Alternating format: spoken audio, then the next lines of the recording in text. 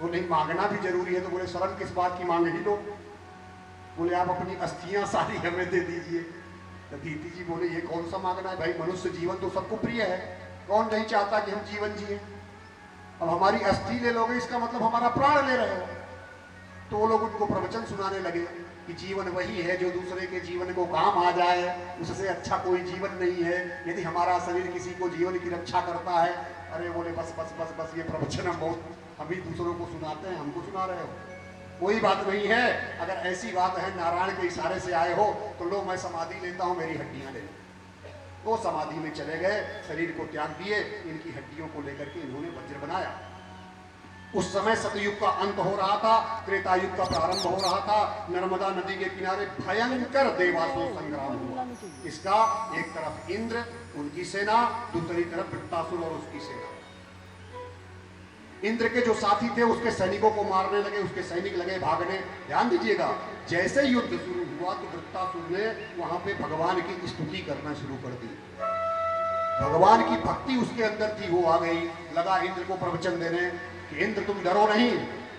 एक बार तो ऐसा बाण मारा हो कि इंद्र का गदा उदा नीचे आ गई, जो नदी जी की हड्डी से वज्र बनाए थे। बोला इंद्र उठा लो, मैं निहत्थे पे वार नहीं करता हूं, और लड़ो, हमको मारो, क्योंकि जीवन नश्वर है। जो व्यक्ति वीर गति को प्राप्त होते हैं, नारायण की भक्ति हमें चाहिए। तुम जैसे, तुम्हारी राज्य कितने दिन चलेगी? हम तो भगवान के भक्त हैं, भगवान में समाहित होते हैं। प्रभु यदि हम मारे जाएं तो आप हमको अपने श्री चरणों में स्थान देना। जब वो लगा भगवान का नाम लेने तो इंद्र घबरा गए, ये राक्षस है कि कौन है, ये तो प्रभु की भक्ति कर रहा है। और अचानक में ऐसा करते करते युद्ध चलता रहा। सहसा वृत्तासुर युद्ध भूमि को भूल करके नारायण की प्रार्थना में खो गया। युद्ध ही भूल करके नारायण की प्रार्थना में खो गया कि अहम हरे तव पाद कमूल दाशानुदाशो भवितास्मि भूया मनस्मरेता सुपतेर्गुणास्ते गृणीत वा कर्म करोतु कायः अज्ञात पक्षा इव मातरं खगाः स्तन्यं यथा वत्सराचुधार्था प्रियं प्रियेव विषुडं विषण्णामोरविन्दाक्ष विजते त्वाम। हे प्रभु मुझे अपने दास के दासत्व को स्वीकार कीजिए। मेरा तन सिर्फ वही कर्म करे जिसमें आपकी छवि हो, जिसमें वाणी वही बोले जिसमें आपका नाम हो। इस तरह से नम्र हो करके हमें बोल रहा है कि न ब्रह्मा का पद चाहिए, न ध्रुव का पद चाहिए, न मुझे स्वर्ग चाहिए, प्रभु सिर्फ मुझे माया से निकाल लीजिए। इंद्र घबरा गए कि युद्ध करने आया है कि भक्ति करने आया है, और मौका पा करके इंद्र ने उसके गर्दन को काट दिया। उसमें से ज्योति निकली जो जाकर के भगवान के चरणों में विलीन हो गई। और पाप जो लगा था इसका विश्व रूप का, वो पाप इंद्र का पीछा नहीं छोड़ रहा है। वृत्तासुर ने उनको बोला कि इंद्र तुम भले ही जीत जाओ लेकिन तुम पापी हो, तुमने हमारे भाई को गर्दन क्यों काटा? तुमने पाप छल धर्म से दधीची जी को, उनकी हड्डियों को ले लिया, तुमने अस्थियों को ले लिया। वो पाप इनके पीछे पीछे चल रहा है, भाग रहे हैं। और अभी तो धरती जल स्त्री सबको बांटे लेकिन अभी नहीं बच रहे हैं। जहां जा रहे हैं वही पाप पीछे। अंत में वो सरोवर में जाकर के उसका जो कमल का नाल है उसमें जाकर के घुस गए। क्योंकि मानसरोवर में गए और मानसरोवर लक्ष्मी देवी से आच्छादित है, वहां पाप नहीं जा सकता है। हजारों वर्ष तक उसी में घुसे रहे, और जब तक वहां पे रहे तब तक राजा नहुस उनके उत्तराधिकारी के रूप में इंद्रासन पे राज्य करते रहे। और इंद्र की पत्नी को देख करके राजा नहुस मोहित हो जाते हैं, तो ब्राह्मणों ने उनको श्राप दे दिया, तो अजगर बन गए। अब यहाँ पे एक प्रश्न आता है कि वो दैत्य होकर के इतना भगवान का भक्त कैसे बना? यह प्रश्न परीक्षित जी करते हैं सुखदेव महाराज से। ये राजसिक तामसिक प्रवृत्ति वाला वृत्तासुर के मन में ये भक्ति कहाँ से आ गई? तो बोला कि एक बार क्या हुआ कि ये पूर्व जन्म का राजा चित्रकेतु था। ये वृत्तासुर है, पूर्व जन्म में चित्रकेतु राजा था। विद्याधर लोक को प्राप्त होता है। एक दिन कैलाश पर्वत के ऊपर विमान से घूम रहा है, वहां पे शिव जी बैठे हैं और सारे ऋषि मुनि बैठे हैं, और शिव जी की गोदी में माता पार्वती बैठे हैं। और जैसे इसने देखा कि माता पार्वती शिव की गोदी में बैठे हैं, तो चित्रकेतु ने उनकी हंसी मजाक कर दिया कि आपको कितना भी ज्ञान नहीं है कि सबके सामने पत्नी को ऐसे नहीं बैठाते हैं। पत्नी से इस प्रकार से मिलन नहीं होता कि सारी दुनिया देखे। उसी में माता पार्वती ने उनको श्राप दे दिया कि जाओ तुम असुर हो जाओ, क्योंकि तुम्हारा सुर में नहीं बोल रहे हो, जो सुर में नहीं होता वही है असुर। उसने माफी मांगी, क्षमा मांगी कि मेरे मन में जो आया मैंने बोल दिया। तो भगवान शंकर बोले कि वो तो तब होता है जब दो व्यक्ति हो, हम ये दो नहीं हैं, हम दो नहीं है। जगत पितरौ वंदे पार्वती परमेश्वरो, हम दोनों एक ही हैं। तुमको हम दो दिख रहे थे, लेकिन वही श्राप के वजह से वो जाकर के वृत्तासुर बना, लेकिन उसकी भगवान के प्रति भक्ति सदैव बनी रही और उस भक्ति से अंततः उसको सदगति प्राप्त हुई। बोलिए भागवत भगवान की जय। तो भगवान शिव हर जगह कल्याण कर देते हैं। भगवान शिव ने, माता पार्वती ने उसको श्राप दिया, लेकिन शिव जी ने उसको भक्ति दिया। और जब जब भगवान जन्म लेते हैं, शिव हमेशा उनके पीछे पीछे चलते हैं।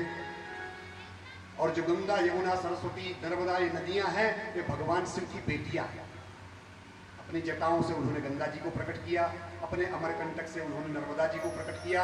आज हम सभी लोग जहां पे बैठे हैं, हम चारों तरफ से नर्मदा जी के से आच्छादित हैं। तो चलिए एक नर्मदा माँ की भी वंदना करते हैं, तब भगवान कृष्ण को बुलाते हैं।